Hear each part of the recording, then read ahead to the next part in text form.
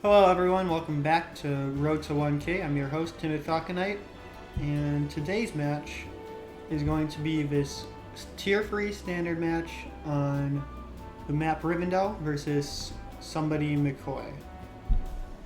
The rating for this match, I'd say it was around 850 before the match, so this one is actually sort of a beginner's type match, and it's a pretty short match as well. But it is an interesting match, and it'll show off how to play Rivendell. So I'm going to start by taking a look at the CL tiers. For tier 3 and standard, you basically have the pick between Andy, Drake, Kindle, Lash, and Rachel.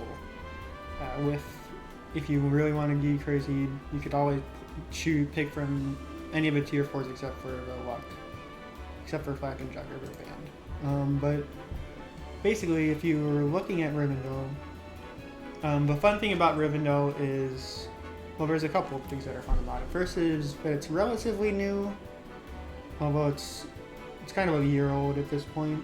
But the most important category here is that it's a base light map. That means it has 2 whole bases. It only has 2 bases, basically, which makes things a little bit more centered around rushing your airport early to start pumping out battlecopters. In any map, in any base light map like Rivendell, or I forget exactly what it's called. I just played on it too.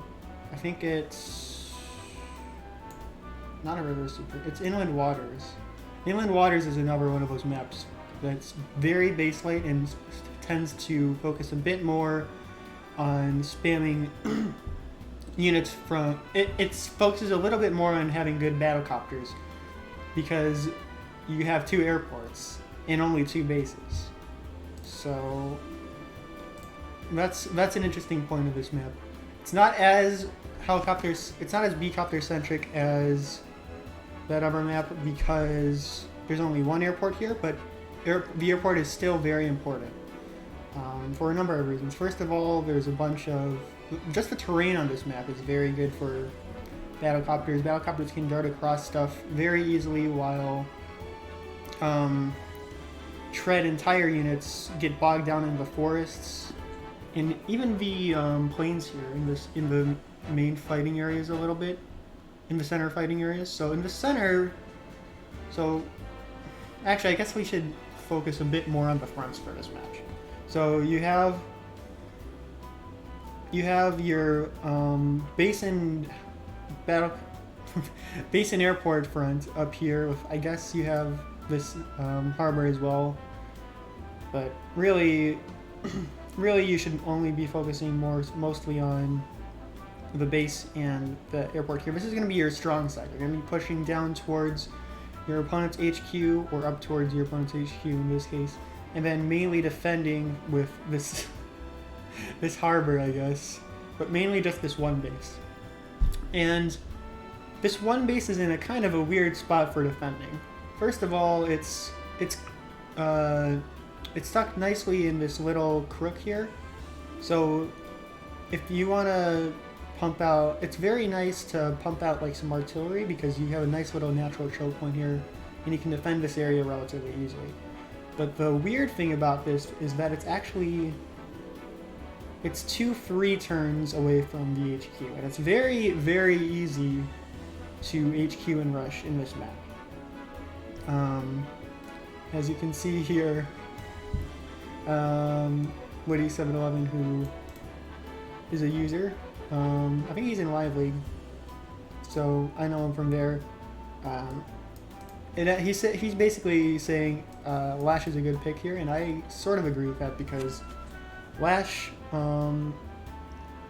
because of Lash's superpower, she ends up being a bit like Stern. Now, this is going to be a little bit... I haven't really covered this. I'm going to probably cover this once I actually get... not that map, but it's going to be this match on 1v1 Marn. If you know the map, you know exactly why It's gonna be, this is gonna be ages from now. But once I get to that map, you'll understand why Sturm is very good at HQ rushing. But Lash is also very good at HQ rushing because her superpower basically gives her a turn, basically gives her a free capping turn in which you can almost not damage her. It makes it very difficult to interrupt her cap, especially off of the HQ. Because when she pops her superpower, your units are only doing 20% of what they would normally do to your infantry when they're capping on your HQ. So it makes it very, very hard to kick her off of your HQ. And in addition to this, because of this base placement, which is you have to go down this way, it's a very straight path that you need to go in order to actually effectively contest this HQ. You can go 1, 2, 3, 4, 5, 6, and then 1, 2, 3, 4, 5. And then you can hit the HQ from this side, but not from the north, not from the left. It's actually, even though it's tucked away in the corner like this, it's actually surprisingly contestable.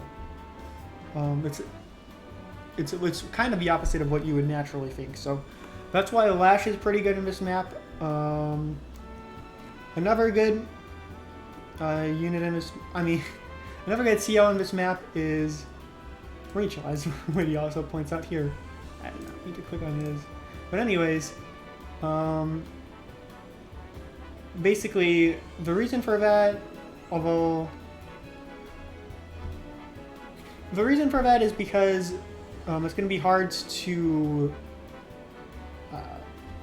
it's going to be a bit harder to divert Rachel's missiles, is why Rachel's pretty good on this map. Although, first of all, with Move Planner, you can play around it fairly easily, although it's Rachel, so it's kind of annoying to play around it in Move Planner specifically. So in Global League matches that aren't on a timer like this one, it's a bit harder to... Well, it's a bit easier to play around Rachel. A lot harder to do it in live play, which is why Rachel's pretty good on this map, especially in Live League or in just a live match, but it's a lot easier to deal with it in longer matches in which you have, in Global League matches in which you basically have an infinite timer. And then, so basically the main two fronts are going to be this front, which is going to send units most likely down this way, but also they can funnel units down this way. And across this, they can also send infantry in transports across this lake here, as well as battlecopters as well, obviously. And then they'll basically be fighting against this one base. So an airport and a base can pretty easily overwhelm a single base over here.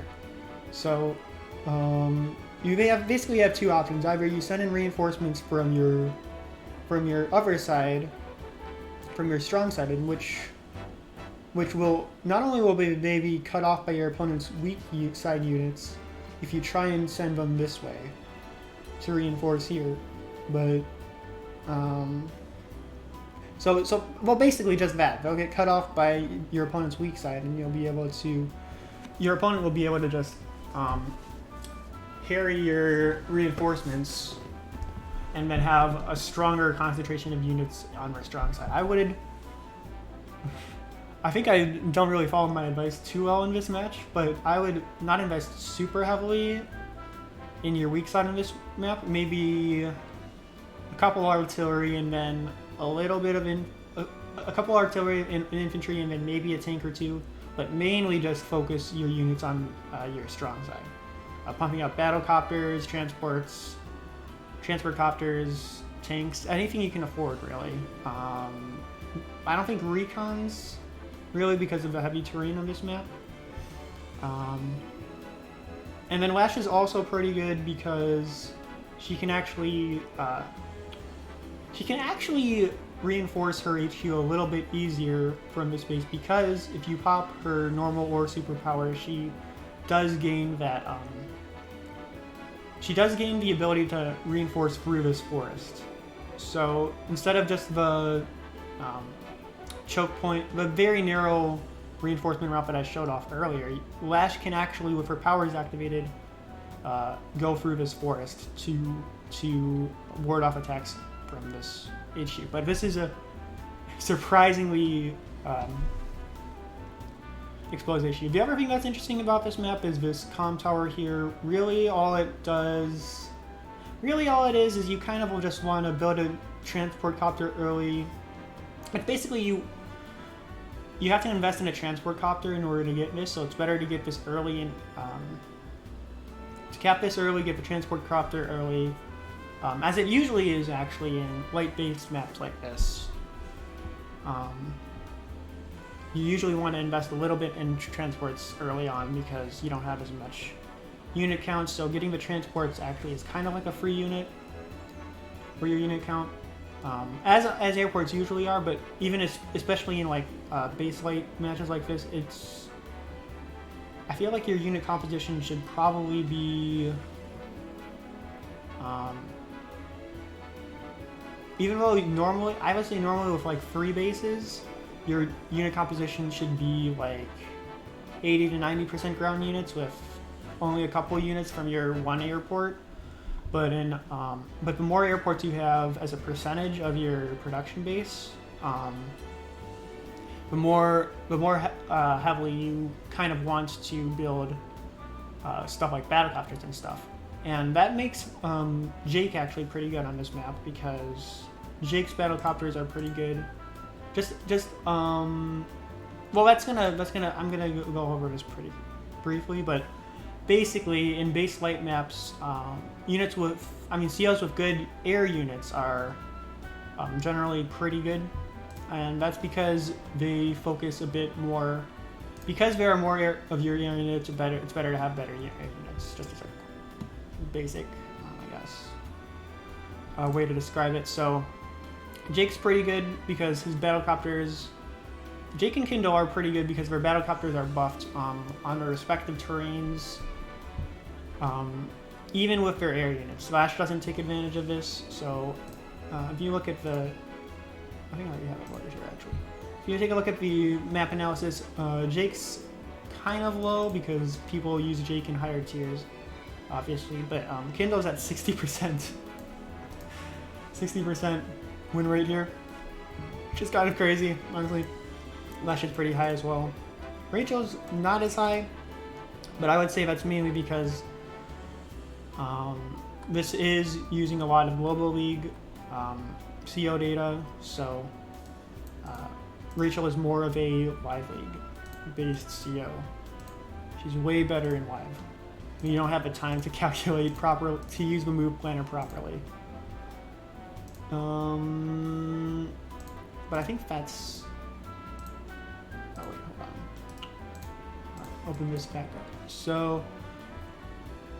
Yeah, I think that's basically all I wanted to cover. You have these main conflict zones in which you throw units into them to build up power.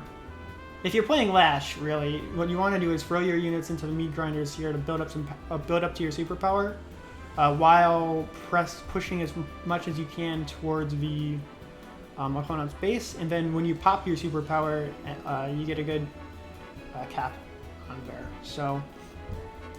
Well, let's just go over what me and my opponent for the COs chose. That's a kind of weird way to put it, but McCoy decided to go for Rachel, which it's not a live match, but Rachel's still pretty good, and it's annoying to have to go into move planner to deal with it.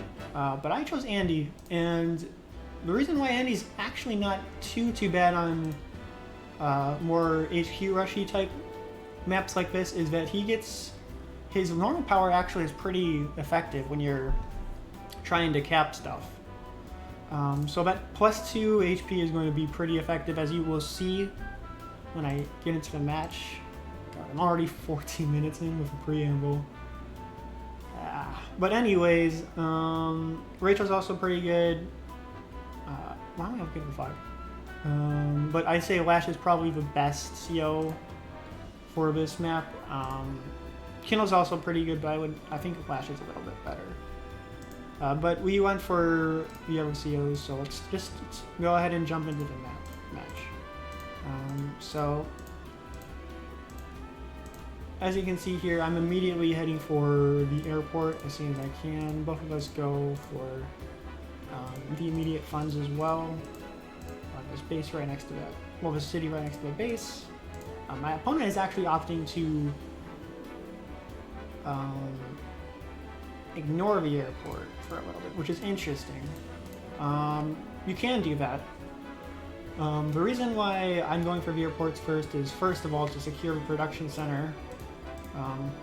If you only have 2 bases, you'd want to get a 3rd production center basically right away. And in a map where you can't have that at the base, it's best to go for the airport really early on. But I do see the reason towards going for this because it's a bit more open, it's a bit closer to the front lines, and you can, after getting this, you can sort of chain into this city a little bit. Although on this map there aren't really that many just direct capture chains. It's a bit more spread out, which I like actually. I really like maps like that because it makes you think about your capture order a bit more. But as you can see, I went for this early. The other reason I like capturing corner properties early is because by the time you're done capturing them, you'll have units heading down this way, and then they can catch up to your other units, which you sent towards the front lines. Or, like in this case, I'll be able to use this transport copter a little bit. So he's finally getting his airport. I don't think it's necessarily too late, but he definitely could, because transport copters are pretty expensive. But he is going to get his comm tower a little bit later than me. He's going to get the advantage from this guy a little bit later than me, but that's all fine. I went for the early recon here. I like recons in general in standard, but on this map actually, I don't know if it's super good because there isn't too much shoal city. There isn't too much good terrain for wheels really. But we'll see how well this goes. Actually, I'm going towards the center with that recon, which is very interesting actually. Well, mainly because he built a tank in response. So I think I'm trying to use this recon to bait out another tank on this side as well and have him spread his units out a bit more. So, as you can see, he's moving in with his infantry here. He went for the 2nd tank on his strong side actually, so that's interesting. That works, but as you can see there, I'm actually doing a little bit of damage with my recon here. Honestly,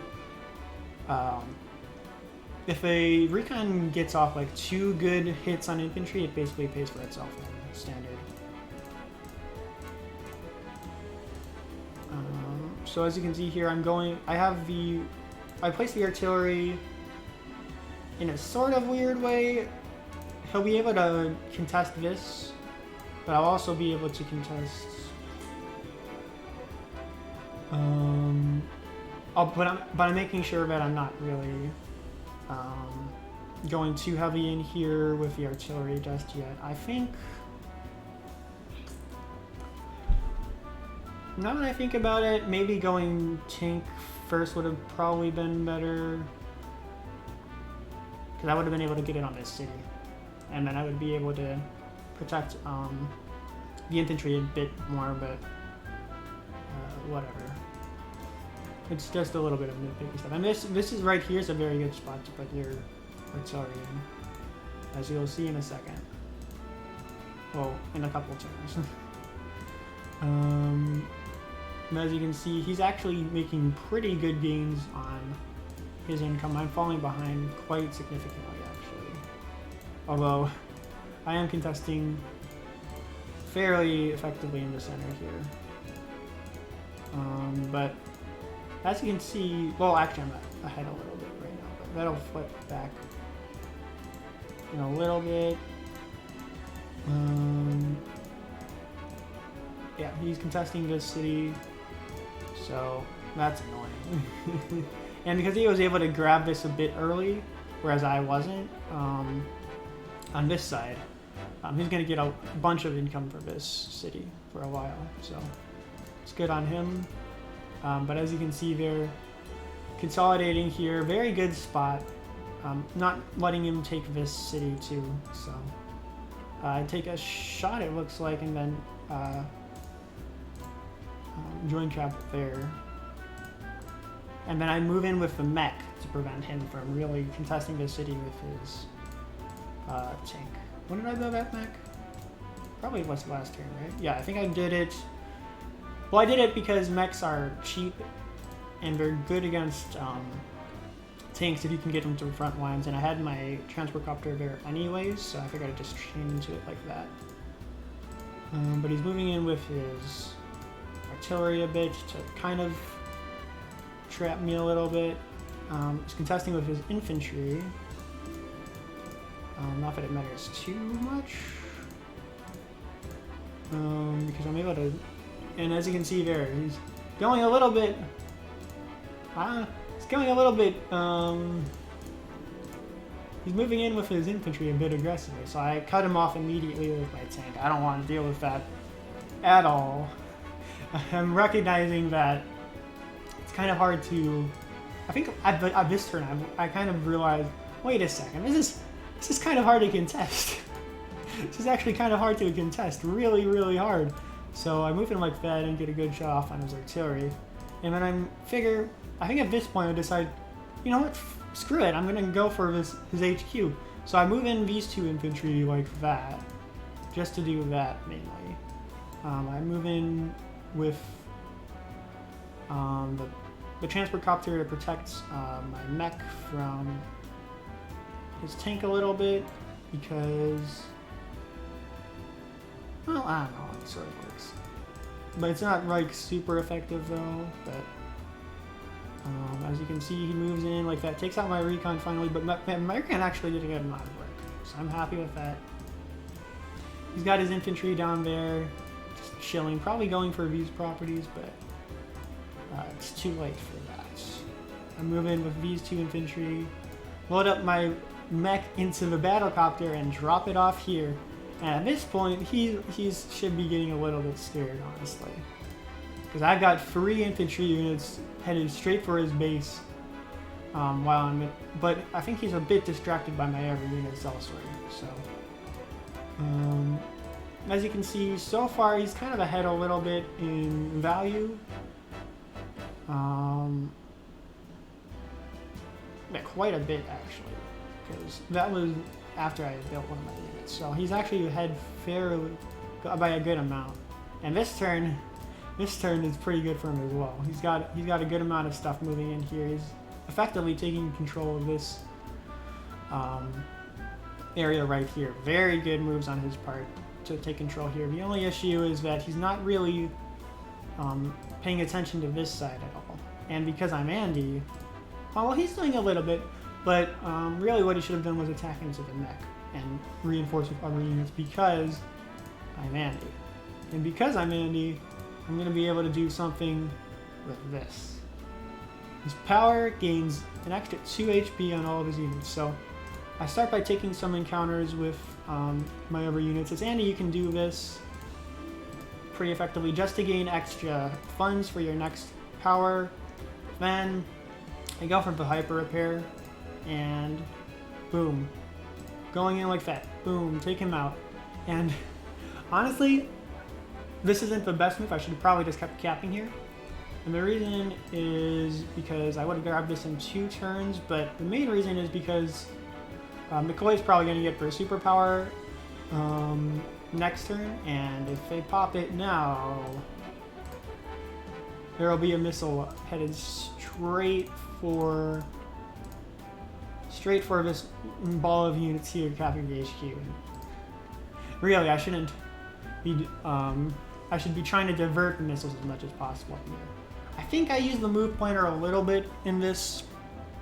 But I think I miscalculated. So yeah, that doesn't end up looking too hot on the move pointer thing. But maybe McCoy will not be able to get to your superpower, right? They move their tank in here. Instead of going for this lower rail, they go for this. Probably to contest the mech a little bit more. Even though they are leaving their tank in range of my mech, so I don't know. It wouldn't have mattered if they had gone straight south, by the way, as you'll see in a little bit, because with just 2 units, it's going to be hard for them to interrupt due to the amount of units that I have there. But he suicides. Just a pretty baller move on his part, actually. He suicides his last unit that he has. His anti-air into my battlecopter mech is in just enough to pop the covering fire. So at this point, I'm like, oh shit.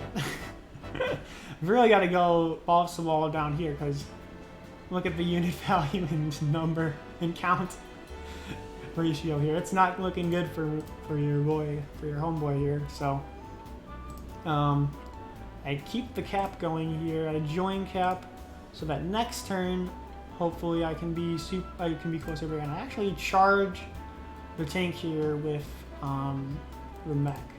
I don't think that he was in range of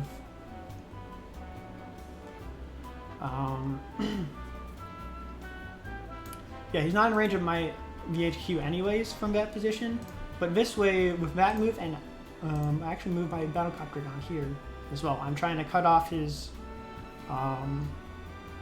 units here so that they aren't going for VHQ. Now, even if they had gone south and prioritized this, I would have been able to play around it. Just because I have so many units down here that I can play around with.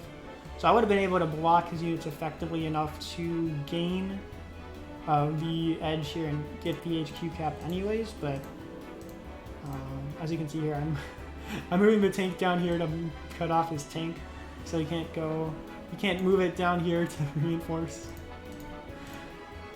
So I push back as hard as I can over here, but I mean, honestly, 1966 isn't too bad, but this is before his turn as well. So really,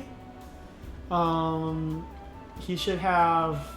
He actually has a good amount. He's got like what, almost 30k ahead of me, and maybe 1 unit count. Plus, I have a bunch of damage units as well. So that's the good thing about playing Rachel is her superpower is so powerful, and it can even just a small missile moving. Oh, that's not what I'm about to do.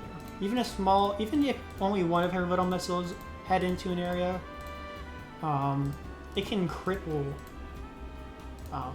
your forces in the area pretty easily. So as you can see here, she's making gains over here. Not that they matter.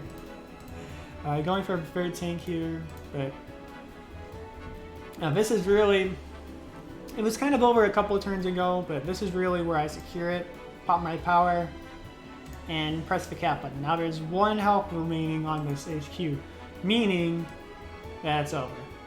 And the reason it's over is because he doesn't have enough units to contest this. His tank isn't going to be able to one-shot my infantry. Even if he had the anti-air closer in range, I would have been able to block, as I do in a second. I would have been able to block it with my other 2 units that I have here. So it's over. And McCoy recognizes this, so they resign. So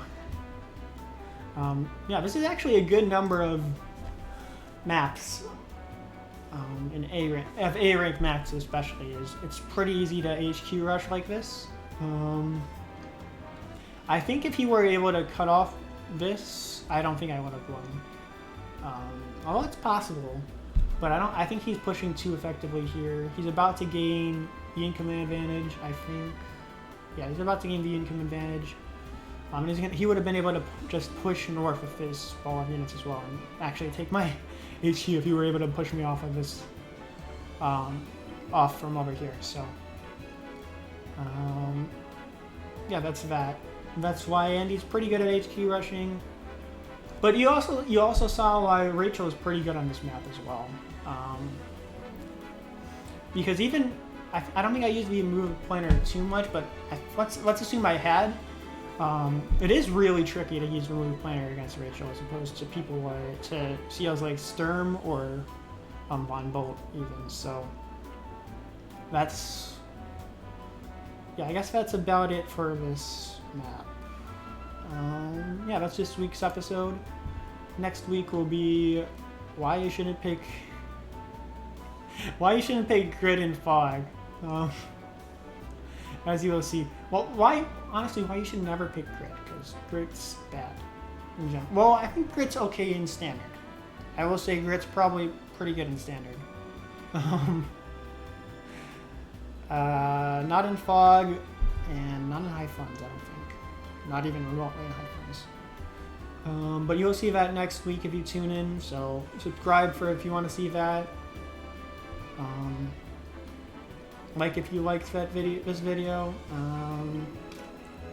If you have any questions or comments or whatever, bring them up in the comment section. I'll address them if they're relevant. Anyways, I think that's about it for today. Gonna go ahead and cut it off. See you guys next week, and peace.